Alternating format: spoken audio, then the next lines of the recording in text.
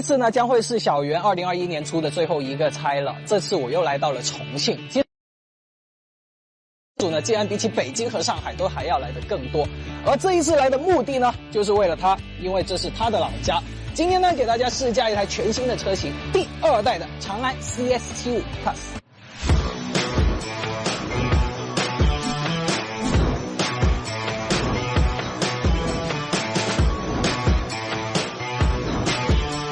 好，有那么一些车型呢，尽管它的话题度和热度并没有那么的高，但是它的销量一直很稳健。上一代的长安 CS75 Plus 呢，就是这样很有代表性的一台车。那其实它的上一代呢，在19年的时候诞生，刚诞生之后，上市19天吧，它的销量已经是破万了，甚至有一个月呢，它是赶超了这个哈弗 H6， 也就成为了这个级别里面的销冠。所以这一台车其实真的卖得挺好。但是听到这里呢，你可能会感到疑惑，19年才推出第一代，现在仅仅过了3年的时间，这么快就来第2代了吗？没错了，现在的自主品牌汽车世界呢，就是内卷成这样，3年的时间，它又进行了一次很大的改款。而且听完我的介绍之后呢，你应该会接受他们说这一台车是作为换代的想法。那首先我觉得是从车身的造型上面，因为之前的 CS75 Plus 呢，我去给它的评价，我记得是我希望它在后面的改款或者换代的时候呢，不要在这一台车上面做加法了，做减法，让这一台车变得更加简约。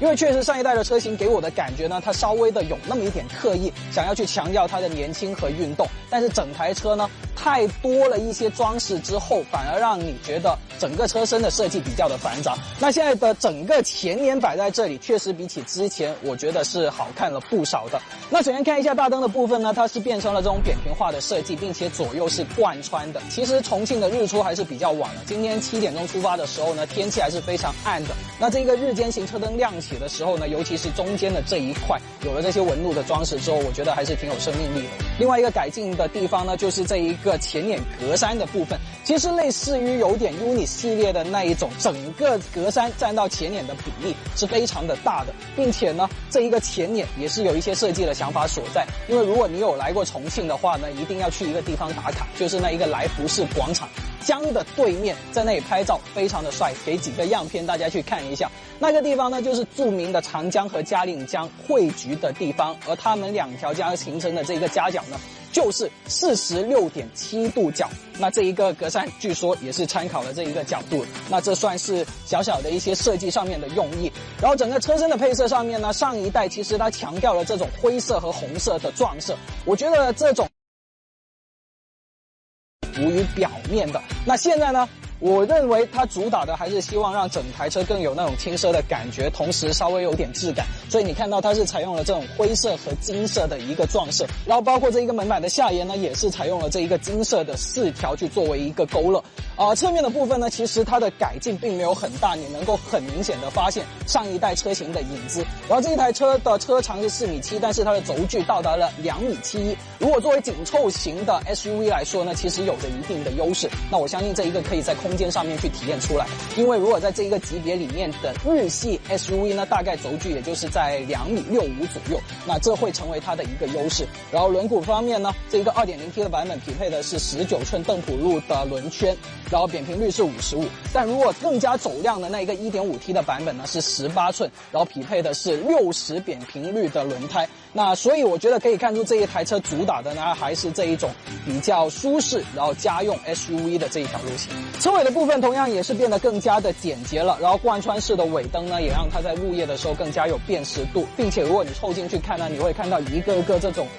立体的发光体。其实这一个设计呢，之前我看到是在 W223 上面的，有点像一根根这一种发光的口红。反正凑近看的话呢，还是有那么一些细节值得去好好的琢磨的。那下半部分呢，是一个扩散器还有释出的排气，尤其是在这种冬天的时候呢，它这个排气是真是假，一眼就能够看出来了，4个出口都是会冒烟的。好了，进入这一个车厢之后呢，你会发现它的整个内饰布局跟上一代没有很大的一个改变，但确实在一些细节的地方进行了优化，比方说挡把头的这一块，确实比起之前整个造型要更加的精致了一些。那我觉得至少以它的这一个年龄层的用户来说呢，你是不舍得把那一串佛珠放在这个挡把上面的，这点算是给它脱离了油腻一个很重要的关键。那第二个呢，就是在内饰的配色上面呢，你的选择也更多了，有这一个黑红的配色、黑白灰的配色，还有一个白色和蓝色的配色。那3个颜色里面，像是这一个黑红呢，还是有那种运动的氛围能够调动起来，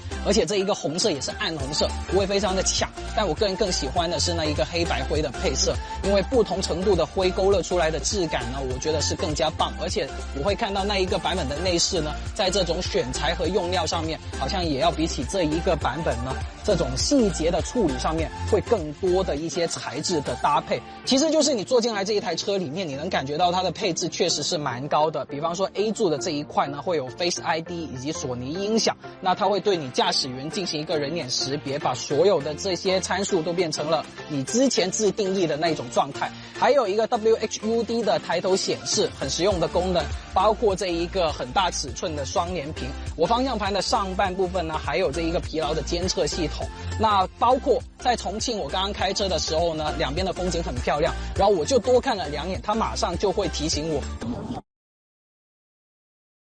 专心开车好吗？安全第一。不过我又玩了它的这一个车机，其实里面可以拓展的功能很多的。首先你可以有这一个微信的功能，连通了之后我就可以直接回复大家的消息，还有这种高德地图啊、查找天气都有的。那如果你点进去小场景的这里面呢，你会发现有 B 站，而且当你在开车的时候，这一个 B 站竟然是可以正常的播放的。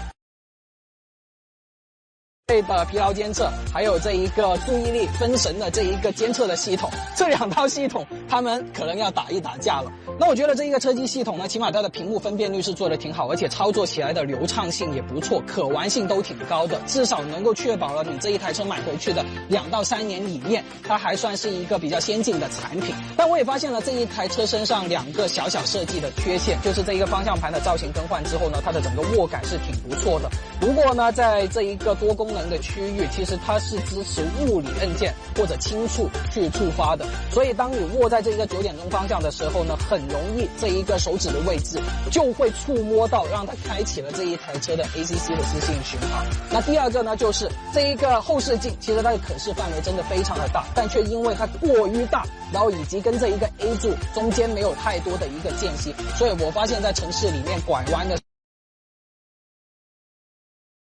所以我开始还会抱怨说，这一台车如果能够让我的坐姿再低一点就更好了。但我发现如果更低的话，那这一个后视镜是已经完全挡住了你的视线。开这一台车的时候呢，你还是要坐的稍微高一点，才能去规避这个问题。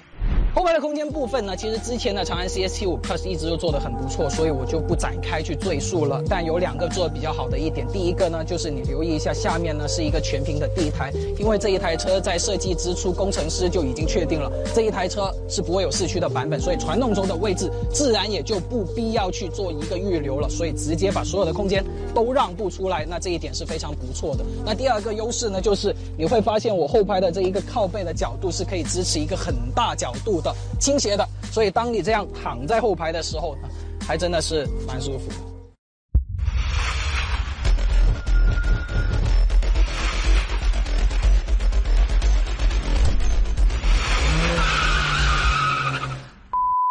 好，出发了。我也不知道为什么刚刚摄影师要整这么一出，因为作为一个家用车呢，跟它的调性其实不是很符合。但是他说看到刚刚的那个场景真的很有90年代香港那些古惑仔片或者黑社会交火的那种感觉，所以就来了这么一下。但好在也是这个车的气质呢，其实还是勉强能够滋嫩起来的。我个人是觉得，对于这一个新的设计呢，其实长安现在它是独立出来了一个 UNI 系列，那一个是更加主打那个未来的形象以及年轻的形象。其实长安的 CS75 Plus 只要给到你一些运动方面的联想啊，把这种格调做出来了，我觉得它已经及格。那至少这一台车暂时在里里外外给到我的感觉，我觉得都是挺不错的。那接下来再看一回它作为一台家用的 SUV 是不是又是一个称职的产品。首先这一台车的主动安全的配备挺多的，那包括在刚刚高速上面我去体验过它的 ACC 的自适应巡航，还有这个车道保持的系统呢，都是能够让你用得蛮放心，然后包括它的整个操作呢，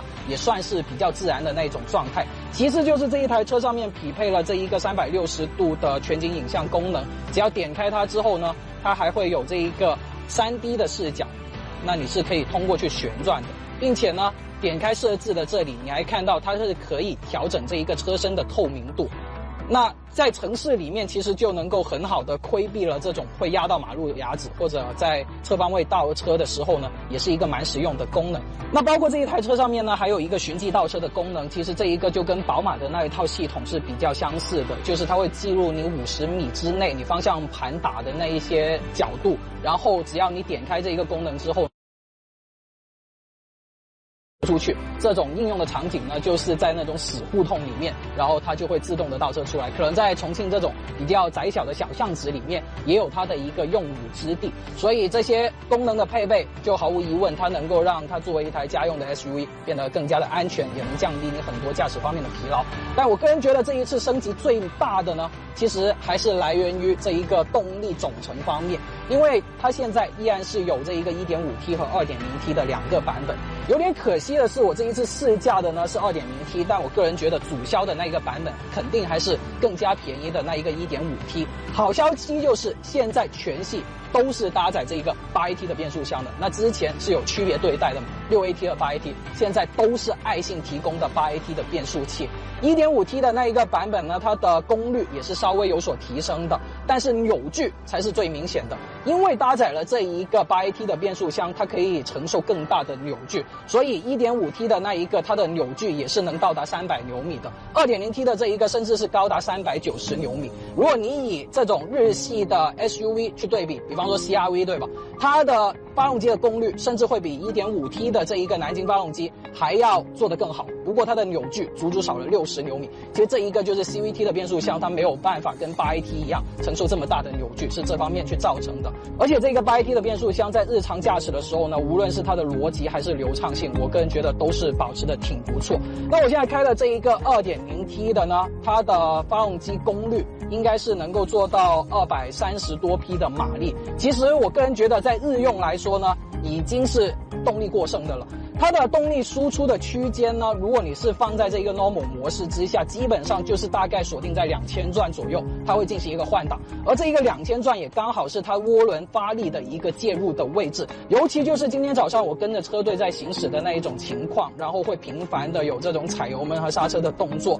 其实这一台车反而是不太好控制的，因为它会稍微有一点往前穿的那种感觉。那这个时候如果你把它的驾驶模式调回到 Eco， 其实整个功率的输出就不会那么的吓人，整台车反而会来得更加的平顺一些。所以我个人觉得，如果平常大家只是日用来开的话， Eco 是一个我更加推荐的模式。那如果放到 Sport 模式呢，它的动力响应还会进一步的加快，整台车还是很轻盈的那一种感觉。那我反而相信有可能 1.5T 的那一个会比 2.0T 的这一个在日常使用当中会来得更加的顺。其实就是这一个底盘的调整，包括我刚刚在静态的时候提到它的扁平率是用的比较大的一个轮胎，所以其实它还是主打这种舒适性。但我觉得在悬挂的调整上面呢，其实它还是偏向于硬朗一些的，包括一些路感的传递，还有在过弯的时候它也能够给你提供到更多的一些信心，所以它并不是完全软趴趴的那一种舒适的取向的问题了。那长安的 CS75 Plus 呢，它不会是这一个级别里面最舒服的那一台车，但至少是一个底盘跟你有反馈的一台车子。好，大概这台车的表现就是这样了。反正这2年之内试驾的这些，觉得在这种3大件方面，无论是它的匹配还是说它的流畅性，其实整体给人的好感度都是蛮高的，那是让我觉得比较庆幸的。因为我一直都说现在的很多自主品牌，其实它的发力点那一个领域，真正还能够沉下心来去把这种3大件好好的去打磨，这东西真的不是靠全球采购，我直接买了一个爱信的 8AT 回来啊，然后跟我的蓝鲸发动机一匹配，这出来的结果一定是好的。其实中间还是需要大量的人力物力以及经验的判断，然后才能匹配到一个好的动力总成，一个良好的3大件的体验。所以我觉得长安在这方面呢，确实在目前来说，我个人是比较满意的。就今年我推荐我身边的朋友都买了3台的长安的车子，所以我是打心里面开始越来越认可这一个品牌的出品。好的，车子就试完了。如果你问我这一台车的优势是什么呢？我想以现在比较流行的一个形容词来对这台车做一个总结，就是六边形的战士。这一台车真的是非常的全能，每一个方面好像你都挑不出它有太多的短板。但我觉得这一台车最核心的竞争力，首先第一个是能够保证了这种空间还有实用性的同时，有一个比较帅气的形象。那很明显，其实可以看到这一台车的很多细节的部分呢，都是在台车上面，让这一台车更懂得去找到那一种年轻人的口味。那第二点就是来源于整个动力上面的一些硬件以及它的匹配，8AT 的全系标配是一个很大的亮点，还有在同级里面比较有优势的这一个动力，然后再包括整台车的一些主动安全的配备，各方面的配置都是完全在线的。所以对于这样的一台车呢，可能放在过去，大家就会对于它发出那一个评价了。没错，这又是一个堆料之王，但我个人觉得长安找了一个厨师，把所有的这些调味料全部的搅拌均匀，然后再摇了一口上来，喝了一口，